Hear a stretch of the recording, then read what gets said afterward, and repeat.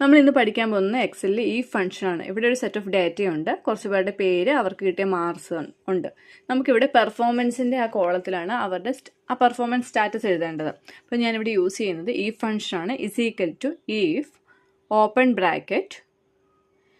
എനിക്ക് എൻ്റെ logical test എന്താണെന്ന് ചോദിച്ചാൽ 80 മാർക്ക് കൂടുതലുള്ളവരെ എല്ലാം പാസ്ഡ് എന്ന് എഴുതണം, 80 മാർക്ക് കുറവുള്ളവരെ ഫെയിൽഡ് എന്ന് എഴുതണം. അപ്പം ഇപ്പം C6 greater than 80, value if true ആണെങ്കിൽ എന്ത് എഴുതണം? അപ്പോസ്ട്രോഫിയിൽ ട്രൂ ആണെങ്കിൽ എന്ത് എഴുതണം? പാസ്ഡ് എന്ന് എഴുതണം. അപ്പം apostrophe passed, value if false ആണെങ്കിൽ എന്ത് എഴുതണം? ഫെയിൽഡ് എന്ന് എഴുതണം. അപ്പോൾ അപ്പോസ്ട്രോഫിയിൽ ഫെയിൽഡ് എന്ന് എഴുതുന്നു, ക്ലോസ് ബ്രാക്കറ്റ്. എൻ്റർ അടിക്കുമ്പോഴത്തേക്കും ആദ്യത്തെ ഇതിൽ എനിക്ക് പാസ്ഡ് എന്ന് കിട്ടി. അതേ ഇക്വേഷൻ താഴത്തേക്ക് ഡ്രാഗ് ചെയ്യുമ്പോഴത്തേക്കും എല്ലാ സ്റ്റാഫിൻ്റെയും പെർഫോമൻസ് സ്റ്റാറ്റസ് കാണാൻ പറ്റും.